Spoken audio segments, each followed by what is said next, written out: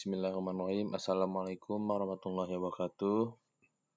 Salam sejahtera untuk kita semua. Sebelumnya, perkenalkan nama saya Dani dengan NIM 32024020039, program studi Manajemen Informatika kelas 4C.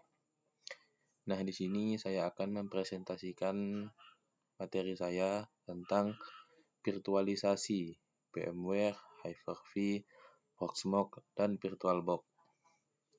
Untuk mempersingkat waktu, langsung saja kita masuk ke materinya. Ini ada definisi virtualisasi. Mungkin teman-teman bertanya, apa sih itu virtualisasi? Nah, virtualisasi adalah sebuah teknologi yang memungkinkan kita untuk membuat sumber daya fisik pada komputer, seperti server, storage, atau jaringan, seolah-olah menjadi beberapa sumber daya logikal yang terpisah. Secara sederhana, ini adalah teknik untuk menyembunyikan detail fisik perangkat keras agar beberapa sistem operasi atau aplikasi dapat berbagi hardware yang sama secara bersamaan. Lanjut, ada hypervisor atau virtual machine monitor. Nah, hypervisor sendiri adalah lapisan perangkat lunak yang bertindak sebagai jembatan antara hardware fisik dan mesin virtual. Tugas utamanya adalah mengalokasikan sumber daya seperti CPU, RAM, dan storage dari komputer host kepada para sistem operasi. Hypervisor terbagi menjadi dua tipe. Yang pertama ada bare metal, yang berjalan langsung di atas hardware tanpa perantara sistem operasi. Contohnya VMware, XE, dan Proxmox. Biasa digunakan untuk server dan pusat data. Yang kedua ada hosted, yang berjalan sebagai aplikasi di atas sistem operasi seperti Windows atau Linux. Contohnya VirtualBox dan VMware Workstation, yang biasa digunakan untuk pengujian dan pengembangan. Nah, di sini tujuan dan fungsi virtualisasi. Virtualisasi sendiri memiliki setidaknya 6 tujuan utama. Yang pertama, ada efisiensi biaya dan energi, karena mengurangi jumlah server fisik sehingga menghemat listrik, pendingin, dan perawatan hardware. Kedua, isolasi di mana setiap mesin virtual terpisah satu sama lain. Jika satu virtual mesin terkena virus atau crash, virtual mesin lainnya tidak akan terpengaruh. Yang ketiga, ada optimalisasi sumber daya dengan memanfaatkan kapasitas server yang biasa, menganggur atau idle agar diisi oleh beberapa virtual mesin. Yang keempat, ada fleksibilitas dan mobilitas yang memudahkan migrasi server atau live migration tanpa menghentikan layanan. Yang kelima, memudahkan proses backup dan recovery karena seluruh virtual machine tersimpan dalam bentuk file, sehingga backup cukup dilakukan dengan menyalin file tersebut. Dan yang terakhir, kompatibilitas yang memungkinkan kita menjalankan sistem operasi lama atau legacy di atas hardware baru yang mungkin tidak mendukung OS tersebut secara langsung.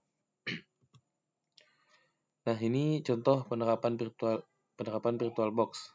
Sini saya menggunakan tools VirtualBox Machine. Di VirtualBox Machine sendiri cukup simpel. Cukup membuat satu mesin virtual, memasukkan file ISO Ubuntu, maka Linux sudah bisa berjalan seperti aplikasi biasa. Jika terjadi error atau ingin mencoba OS lain, saya cukup hapus virtual machine tersebut tanpa takut kehilangan data atau merusak sistem laptop.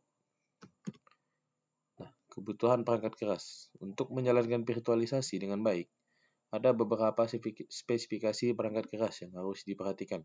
Yang pertama, prosesor atau CPU wajib 64 bit dan harus mendukung teknologi virtualisasi hardware seperti Intel VTX atau AMD V.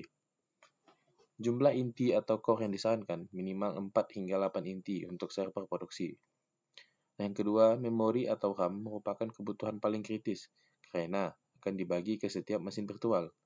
Kebutuhan minimum adalah 4 GB, namun direkomendasikan ideal adalah 16 GB sampai 32 GB atau lebih besar lagi.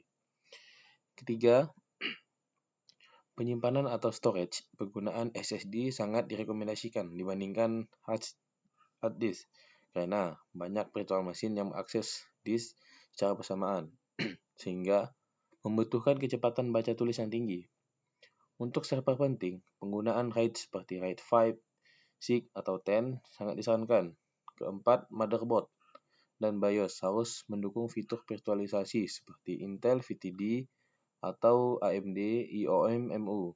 Dan fitur ini biasanya dalam keadaan nonaktif secara default sehingga perlu diaktifkan melalui BIOS atau UEFI. Kelima, jaringan atau network. Untuk server enterprise, sangat disarankan kartu jaringan minimal 1 Gbps, namun jika lalu lintas data padat, sangat disarankan menggunakan kartu jaringan 10 Gbps. Nah, kesimpulannya, dari semua virtualisasi yang dijelaskan, VirtualBox adalah aplikasi paling ramah bagi yang ingin belajar atau sekedar ingin bereksperimen di laptop. Mengapa? Karena VirtualBox gratis, mudah diinstal seperti aplikasi biasa, dan aman karena tidak akan pernah merusak sistem utama laptop.